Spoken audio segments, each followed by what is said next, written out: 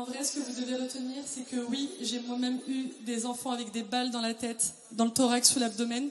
Quand on met une seule balle dans la tête d'un enfant, c'est pour le tuer. Notre quotidien, nous, il a été rythmé par l'horreur, le sang, les visages déchiquetés, les corps avec des membres manquants, les cris, la souffrance, la douleur, la peur. Et souvent, ça se terminait avec la mort. Moi, j'ai pas choisi ce métier pour décider si je dois laisser mourir quelqu'un ou pas, ou pour sauver des gens et ensuite pleurer en me disant mince, c'est quoi sa vie? Maintenant qu'on l'a sauvé, c'est un bien grand mot, mais quand on sauve la vie d'une gamine de 8 ans qui a perdu ses 2 jambes et un bras dans une explosion, qu'on part la plaie et qu'après on pleure parce qu'on se dit quelle est sa vie, elle est orpheline, et après qu'on pleure pour ça, j'ai pas choisi ce métier pour faire ça. Si certains doutent ou discutent du terme génocide, vous nous les envoyez à nous, les soignants, il y en a dans la salle, qui sommes allés sur place. On a été témoins, on est des témoins, on veut témoigner sous serment, on est des témoins de ce bain de sang, c'est une boucherie, c'est un carnage, on est les témoins directs de ce qui se passe là-bas. Ma première patiente, quand je suis arrivée en réanimation, c'était une petite fille de 2 ans. Elle s'appelait Lana, elle était paraplégique, elle a perdu ses parents, donc elle est orpheline. Elle était complètement défigurée. Un autre petit qu'on a reçu aux urgences, Ali, 8 ans, tétraplégique parce qu'il a une balle dans la nuque. Ça, c'est des exemples de morts directes, des exactions israéliennes. Mais qui parle des conséquences indirectes? Sur les plateaux télé, on a des pseudo-journalistes qui discutent des chiffres. Non, c'est 14 000, non, c'est 30 000, non, c'est plus.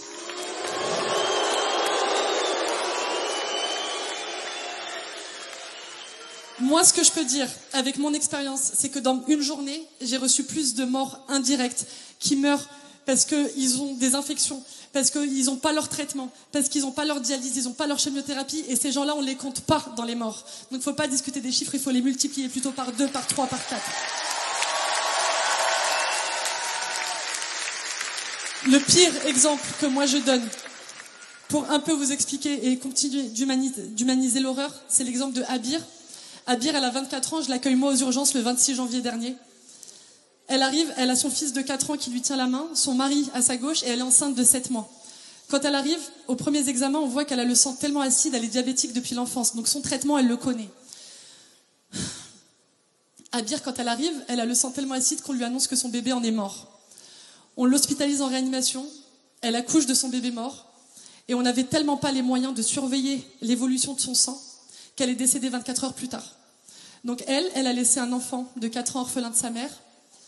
Ils l'ont amenée sur ses 2 jambes. Elle est ressortie le lendemain dans un linge. Et il faut savoir qu'ils n'ont même plus de linge. Même les linges, on les découpait pour essayer de faire des linceuls. Donc, moi, je donne des noms pour les humaniser. Mais en vrai, est-ce que l'émotion, elle serait plus grande si c'était pas Abir, Ali, Lana, ou si c'était, je sais pas, Camille, Léa, Jules, Valentin? Est-ce que ça change quelque chose?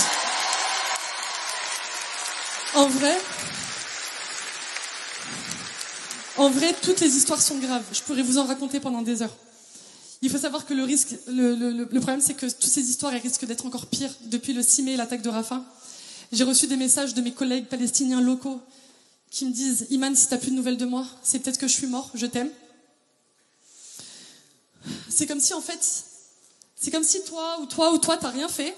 Tu vois, je vais te regarder. C'est comme si toi, t'as rien fait et il y a quelqu'un qui vient et qui te condamne à la peine de mort et qui te dit tu vas être dans une nasse et t'as rien fait mais je vais te tuer, mais je te dis pas quand. Ça peut être dans 1 heure, 1 semaine, un mois. Tu sais pas quand est-ce que tu vas mourir et tu vas te prendre soit une balle dans la tête, soit des bombardements. C'est exactement la même chose qui leur arrive aujourd'hui.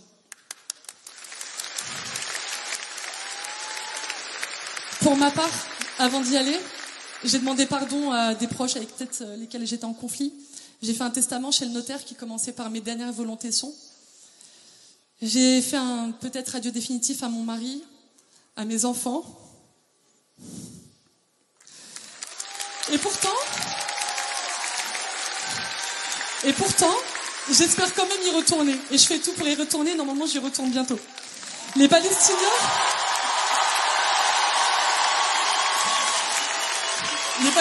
ils m'ont appris tellement, ils m'ont donné beaucoup plus. Ils m'ont donné beaucoup plus que ce que nous, on leur a apporté. Ils m'ont appris l'humanité. Ils m'ont appris la résilience. Ils m'ont appris ce que c'est que la résistance. Je souhaite à chacun de vous d'avoir le cœur palestinien. La libération, elle passe par la jeunesse. Et j'en suis convaincue. Alors s'il vous plaît, bougez-vous. Vous tous là, s'il vous plaît, bougez-vous. Intégrez des associations, intégrez des collectifs. Moi, je fais partie du collectif Blouse Blanche pour Gaza. Je fais partie aussi de l'ONG Palmed. Il y a Urgence Palestine qui est là. Il y a plein de collectifs, s'il vous plaît. Intégrez-les. Vous pouvez tous faire quelque chose à votre échelle. Je finirai par dire, s'il vous plaît, priez pour eux. Manifestez, on a besoin de vous en manif. Ils voient les images, n'en doutez pas. Ça leur met du baume au cœur parce qu'ils savent que le peuple, il est avec eux. Donc, s'il vous plaît, allez manifester. Boycottez, c'est important le boycott, s'il vous plaît. Il faut consommer éthique. Moi, je vais vous aider.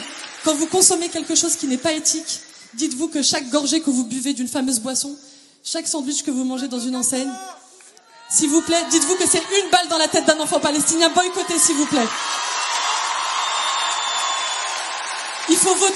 Il faut voter, on va avoir des personnes qui vont vous en parler, il faut voter, c'est un droit qui a été durement acquis, on a le droit de voter, votez s'il vous plaît.